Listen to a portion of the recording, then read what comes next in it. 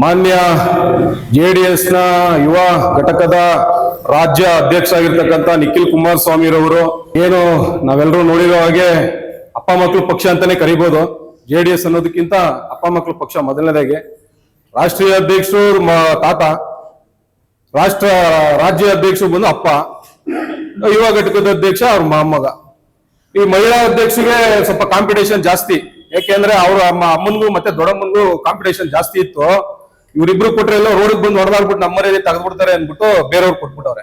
ಇಲ್ಲ ಅಂದ್ರೆ ಮಹಿಳಾ ಅಧ್ಯಕ್ಷರು ಕೂಡ ಪಾಪ ಅವ್ರ ಮನೆಯವ್ರಿಗೆ ಮಡಿಕೋತಾ ಇದ್ರು. ಇದು ಅವ್ರ ಸ್ಟೇಟಸ್ ಆಗಿರೋದು.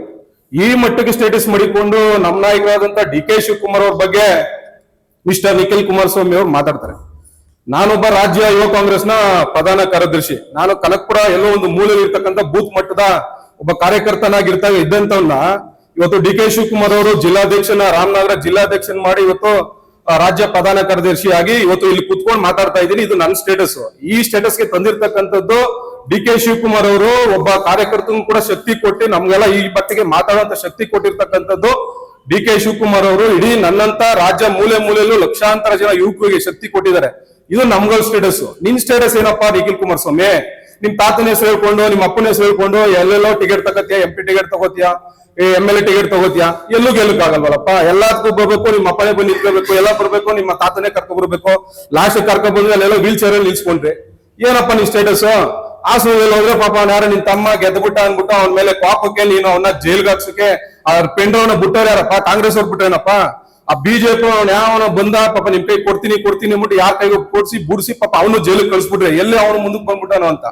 ಲಾಸ್ಟ್ ಎಲ್ಲರೂ ಮನೆಗೆ ಕೊಂಡ್ರು. ಈಗ ನೀವು JDS ನ ಯುವ ಘಟಕದ ಅಧ್ಯಕ್ಷ.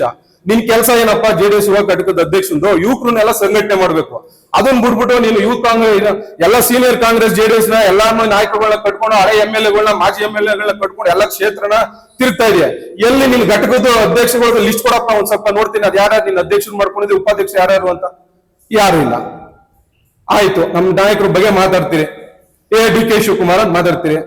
ನಮ್ ನಾಯಕರು ಕಲ್ಸ್ಕೊಟ್ಟಿರೋ ಸಂಸ್ಕೃತಿ ಕುಮಾರಣ್ಣ ಅಂತ ಮಾತಾಡ್ತಾರೆ.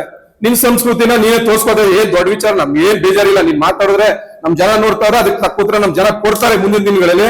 ಮಾಜಿ ಅಂತ ಹೇಳಿದ್ರಿ, ಮಾಜಿ ಆಗೋಗಿರೋರೆ ಬೇರೆಯವ್ರ ಬಗ್ಗೆ ಮಾಜಿ ಅಂತಿರಲ್ಲಪ್ಪ. ಫಸ್ಟ್ ನೀನ್ ಮಾಜಿನ ಹಾಲಿ ಮಾಡ್ಕೋ, ನಿಮ್ ತಂದೆನೇ ಹಾಲಿ ಮಾಡ್ಕೋ, ನಿಮ್ ತಾತನ ಹಾಲಿ ಮಾಡ್ಕೋ ನೆಕ್ಸ್ಟ್.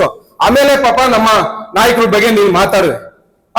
ಯಾರೋ ರೈತರ ಬಗ್ಗೆ ಹೋಯ್ತೀರಿ, ಅಕ್ವೈಷನ್ ಮಾಡಿ 9,000 ಎಕರೆನ ಅಕ್ವೈಷನ್ ಮಾಡಿ 10 ವರ್ಷ ಆಯ್ತಲ್ಲಪ್ಪ. ರೆಡ್ ಝೋನ್ ಮಾಡಿದ್ರಲ್ಲಪ್ಪ ರೈತರಿಗೆ. ಪಾಪ ಕನ್ವರ್ಷನ್ ಮಾಡ್ಕೊಳಕ್ ಹೋಗಿ ಯಾರೋ ಒಬ್ಬ 1 ಎಕರೆ 2 ಎಕರೆ ಮಾರಿ ಮಗಳು ಮದುವೆ ಮಾಡ್ಬೇಕು ಅಂತ ಹೋದ್ರೆ, ಕನ್ವರ್ಷನ್ ನಾನು ಮಾಡ್ಬೇಕು ಅಂತ ಹೋದ್ರೆ ರೆಡ್ ಝೋನ್ ಮಾಡಿ ಮಡಗಿದ್ರಿ. ಕನ್ವರ್ಷನ್ ಮಾಡ್ಕೊಳಕ್ಕೆ ನೀವು ಅವಕಾಶ ಕೊಡ್ತಾ ಇಲ್ಲ. ಅವ್ರಿಗೆ ತೊಂದರೆ ಕೊಟ್ಟಿರ್ತಕ್ಕಂಥವ್ರು ನೀವು ಕಡೆಯ. ಇದನ್ನೆಲ್ಲ ಮನಗಂಡು ನಮ್ಮ ನಾಯಕರು ಇವತ್ತು ನಮ್ಮ ಜಿಲ್ಲೆಯಲ್ಲಿ 4ಕ್ಕೆ 4 ಶಾಸಕರನ್ನ ಗೆದ್ದ ಮೇಲೆ ಅವರ ಬೆಂಬಲವನ್ನ ತಗೊಂಡು ಯಾರು ಕೂಡ ಅಡ್ಡುಪಡಿಸಬಾರ್ದು ಅಂತೇಳಿ ರೈತರನ್ನೆಲ್ಲ ಕುಂಸಿ ಮಾತುಕತೆ ಮಾಡಿ ನಿಮ್ಗೆಲ್ಲ ಒಂದು ಅವಕಾಶ ಮಾಡ್ಕೊಡ್ತೀನಿ, ನೀವ್ ಮಾರ್ಬಿಟ್ಟು ನಿಮ್ಗೆಲ್ಲೋ ಕಳಿಸ್ತಾ ಇಲ್ಲ, ನಿಮ್ ಜಾಗನ ಕನ್ವರ್ಷನ್ ಮಾಡಿ ನಿಮ್ಗೆ ಕೊಡ್ತಾ ಇದೀನಿ, ನೀವೇ ಬಾಡಿಗೆ ಕೊಟ್ಕೊಡಿ, ನೀವೇ ಸಂಪಾದನೆ ಮಾಡಿ ಅಂತೇಳಿ ನಮ್ ನಾಯಕರು ಇವತ್ತು 50-50 ರೇಂಜು 2.5 ಕೋಟಿ ದುಡ್ಡು ಎಲ್ಲ ಕೊಟ್ಟು ಎಲ್ಲ ಮಾಡ್ತಾ ಇರ್ತಕ್ಕಂಥ ಅನುಕೂಲ. ಇದನ್ನ ಕಣ್ಣಲ್ಲಿ ನಿಮ್ಗೆ ಸಹಿಸಕ್ಕಾಗದೆ ಕುಮಾರಸ್ವಾಮಿ ಅವರು, ಅಯ್ಯೋ ನಾನು ಇದನ್ನೆಲ್ಲ ಮಾಡುವುದಾಗಿತ್ತು, ಇದನ್ನ ಏನಾರ ಮಾಡಕ್ಕೆ ನಿಮ್ಗೆ ಬಿಟ್ಬಿಟ್ರೆ ನನ್ ಕತೆ ಮುಗಿಸ್ಬಿಡ್ತಾನೆ. ಈಗ 17 ಸೀಟಿಗೆ ಬಂದಿದ್ದೀನಿ, ಇನ್ನೆಲ್ಲ ರಾಮನಗರ ಮಂಡ್ಯ ಒಂದು ಬಾಕಿ ಇದೆ, ಅಲ್ಲೂ ಮುಗಿಸ್ಬಿಟ್ರೆ 7 ಸೀಟೋ 8 ಸೀಟೋ ಬರ್ತೀನಿ, ಇನ್ನೇನ ಮುಗಿಸೇ ಬಿಡ್ತಾರೆ ನನ್ನ ಅಂತ ಭಯ ಬಿದ್ದು ಪಾಪ BJP ಸೇರ್ಕೊಂಡು ಈಗ ಕೇಂದ್ರ ಮಿನಿಸ್ಟರ್ ಆಗಿದ್ದೀರಿ. ಪಾಪ ಅಲ್ಲಿ ನಿಮ್ಗೆ ಏನು ಯಾರು ಪಾಪ ಮೀಡಿಯಾದವರು ಬಂದು ಏನಪ್ಪ ಏನು ಅಂತ ಮಾತಾಡಿದ್ರೆ ನಿಮ್ಗೆ ಮಾತಾಡೋಕ್ ಆಯ್ತಾ ಇಲ್ಲ, ಅಲ್ಲಿ ಏನು ವಿಚಾರ ಹೇಳಕ್ ಆಯ್ತಾ ಇಲ್ಲ. ಬಿದ್ದು ರಾಜ್ಯಕ್ಕೆ ಬಂದು ಮಾತಾಡಿದ್ರೆ DK ಶಿವಕುಮಾರ್ ಮೇಲೆ ಹೋಗ್ಬಿಟ್ಟು ಹಂಗ್ ಮಾಡ್ತಾ ಇದ್ರಿ ಹಿಂಗ್ ಮಾಡ್ತಾ ಇದೀರಿ ಅಂತ ಹೇಳ್ತಾರೆ. ಯಾರು ಬಂದ್ ಜನ ನಿಮ್ಗೆ ಹೇಳಿದಾರೇನಪ್ಪ ನನ್ಗೆ ಅಕ್ವೈಷನ್ ಮಾಡ್ತಾ ಇರೋದು ಪ್ರಾಬ್ಲಮ್ ಆಗದೆ ಅಂತ? ಅಲ್ಲೇನೋ ಪ್ರಾಬ್ಲಮ್ ಆದ್ರೆ ನೀನ್ ಮಾತಾಡೋ ಬದಲು ರೈತನ ಕರ್ಕೊಂಡ್ ಕುಣಿಸ್ಬಿಟ್ಟು ದಾಖಲಾತಿ ಸಮೇತ ಕೊಡಪ್ಪ. ಕೇಳ್ಕೊಂಡು 80 ಎಕರೆ ಮಾಡ್ಕೊಂಡು ಕಾಂಪೌಂಡ್ ಹಾಕೊಂಡು ಕೂತಿದ್ಯಲ್ಲಪ್ಪ, ನಿನ್ ತಗೊಂಡಿದ್ಯಲ್ಲಪ್ಪ, ನಿಮ್ಮ ಅಪ್ಪ ಹುಟ್ಬಿಟ್ಟು ನಿನ್ಗೇನ ಸಾಗುವಳಿ ಕೊಟ್ಟಿದಾರೆ? ಆ ರೈತರು ತಾನೇ ನೀನು ಸಾಗುವಳಿ ಕೊಡ್ಸಿ ನೀನ್ MLA ಆಗಿದಾಗ ಯಾರ ಹತ್ರ ನೀನ್ ಹೆಂಗ್ ಹೊಡ್ಕೊಂಡು 80 ಎಕರೆ ಮಾಡ್ಕೊಂಡಿದ್ಯ ಅಂತ ದಾಖಲಾತಿ ನಿನ್ನಲ್ಲಿ ನಾವು ಕೊಡ್ತೀವಿ ನಿನ್ಗೆ. ಅದಕ್ಕೆ ನಿಮ್ಗೆ ನಿಖಿಲ್ ಕುಮಾರಸ್ವಾಮಿ ಅವ್ರಿಗೆ ಸ್ವಲ್ಪ ಬುದ್ಧಿವಾದ ಹೇಳ್ಬೇಕಾಯ್ತದೆ ಕುಮಾರಸ್ವಾಮಿ ಅವರು. ಯಾಕೆ ಅಂತ ಹೇಳಿದ್ರೆ ನಿನ್ ಸಮಕಾಲೀನವರು, ನನಗೂ ಅವ್ರ ಅಣ್ಣ ಅಂತವ್ರಪ್ಪ, ನೀನ್ ಹಂಗನ್ನಕ್ ಹೋಗ್ಬೇಡ, ಗೌರವ ಕೊಟ್ಟು ಮಾತಾಡು, ಇಲ್ಲ ಜನ ನಿನ್ನ ಮುಂದಿನ ದಿನಗಳಲ್ಲಿ ಮುಗಿಸ್ಬಿಡ್ತಾರೆ ಅಂತ. ಇದೇ ಅಕ್ವೈಷನ್ ನಮ್ಮ ಟೊಯೋಟಾ ಫ್ಯಾಕ್ಟರಿಗೆ ಬಿಡದಿ ಕೊಟ್ರಲ್ಲಪ್ಪ ಅವತ್ತು. ಅಕ್ವೈಷನ್ ಮಾಡಿದವ್ರು ಯಾರಪ್ಪ? ಬಿಡದಿಗೆ ನಿಮ್ಗೆ ಅಕ್ವೈಷನ್ ಲ್ಯಾಂಡ್ ಕೊಟ್ಟವರು ಇದೇ ಕುಮಾರಸ್ವಾಮಿ ಅಲ್ವೇನಪ್ಪ? ಆ ಕಿರ್ಲೋಸ್ಕರ್ ಬರ್ಬೇಕಾಗಿದ್ದು ಬಿಡದಿಗೆಲ್ಲ ನಮ್ಮ ಕನಕಪುರಕ್ಕೆ. 700 ಆಗಿತ್ತು, ಕನಕಪುರ ಶಿವನಳಿತವಾಗಿತ್ತು. ಅವತ್ತೊಂದ್ ದಿನ ಇಲ್ಲೇನಾದ್ರು ಆಗಿದ್ರೆ ಕನಕಪುರ ಜನಕ್ಕೆ ಎಷ್ಟು ಜನಕ್ಕೆ ಅನುಕೂಲ ಆಯ್ತಿತ್ತು, ಎಷ್ಟು ಜನ ಕೆಲಸ ಸಿಕ್ತಿತ್ತು, ಎಷ್ಟು ಜನ ಹೋಟ್ಲು ಮಡಿಕೋದಾಯ್ತು, ಎಷ್ಟು ಜನ ಹಣ್ಣು ಮಾರ್ಬೋದಾಗಿತ್ತು. ಎಷ್ಟು ಜನ ರೈತರ ಮಕ್ಳಿಗೆ ಕೆಲಸ ಸಿಕ್ತಿತ್ತು. ಅದನ್ನ ಇಲ್ಲಿ ಬಂದು ರೈತರುಗಳಿಗೆ ಒಕ್ಲೇಬ್ಸಿ ನಿಮ್ ಜಾಗ ಹಂಗಾಗೋಯ್ತದೆ ಹಿಂಗಾಗೋಯ್ತದೆ ಕೊಡಬೇಡಿ ಅಂತ ಅವತ್ತು ಒಕ್ಲೇಬ್ರಿಸಿ ಆ ಜನನೂ ಹಾಳು ಮಾಡ್ಬಿಟ್ರಿ, ಇಲ್ಲಿರೋನು ಹಾಳು ಮಾಡ್ಬಿಟ್ರಿ, ನಮ್ಮ ಅಭಿವೃದ್ಧಿನೇ ಹಾಳು ಮಾಡ್ಬಿಟ್ರಿ. ಇವತ್ತು ಅದೇ ರೀತಿ ನೀವು ಕರ್ಕೊಂಡೋಗಿ ಬಿಡುಗಡೆ ಕೊಟ್ರಿ, ದುಡ್ಡು ಮಾಡ್ಕೊಂಡ್ರಿ, ಮಾತುಕತೆ ಮಾಡ್ಕೊಂಡು ಅವ್ರ ಹತ್ರ. ಈಗ ನೀವು ಮಾಡಿರೋ ಪ್ರಾಜೆಕ್ಟ್ ಇವ್ರು ಮಾಡ್ಕೊಂಡ್ಬಿಡ್ತಾರೆ, ಅಯ್ಯೋ ನನ್ಗೇನೋ ಆಗೋಯ್ತದೆ, ಮುಂದಿನ ದಿನ ಅಭಿವೃದ್ಧಿ ಆಯ್ತದೆ ಅಂತ ಇವತ್ತು ಆ ಹೊಟ್ಟೆವರಿಗೆ ಪಾಪ ನೀವು ಮಾಡ್ತಾ ಇದ್ರಿ. ಇವತ್ತು ಹಲವಾರು ಕ್ಷೇತ್ರ, ನಿಮ್ಮ ರಾಮನಗರ ಕ್ಷೇತ್ರದಲ್ಲಿ 1150 ಕೋಟಿ ತಗೊಬಂದು ಪ್ರತಿಯೊಂದು ರೋಡ್ ರಾಮನಗರ ಟೌನ್ ಅಲ್ಲಿ ಖಾಲಿ ಜಾಗ ಇರ್ಲಿಲ್ಲ, ಅಲ್ಲಿ ಸಿಮೆಂಟ್ ರೋಡ್ ನ ಮಾಡಿ ಕಾವೇರಿ ನೀರ್ನ ಕೊಟ್ಟು ಎಲ್ಲ ಮಾಡ್ತಾವ್ರೆ. ನಿಖಿಲ್ ಕುಮಾರಸ್ವಾಮಿಗೆ ಪಾಪ ಭಯ ಬಂದ್ಬಿಟ್ಟಿದೆ, ನೆಕ್ಸ್ಟ್ ಕೊಡ್ರು ನಾ ಸೋತೋಗ್ಬಿಡ್ತೀನಿ, ಏನೋ ಒಂದ್ ಮಾತಾಡ್ಬೇಕು ಅಂತ. ಪಾಪ ಯಾರು ಕಡೆ ನೋಡ್ತಾ ಇಲ್ಲ ಏನು ಎತ್ತ ಅಂತೇಳಿ. ಅದಕ್ಕೆ ಯಾರೆಲ್ಲ ಉಳಿದವ್ರೆ ಅಂದ್ಬಿಟ್ಟು ಪಾಪ ನನ್ನ ನಾಯಕರ ಮೇಲೆ ಬರ್ತಾವ್ರೆ, ಏನ್ ನಿಮ್ ಸ್ಟೇಟಸ್ ಅಂತ.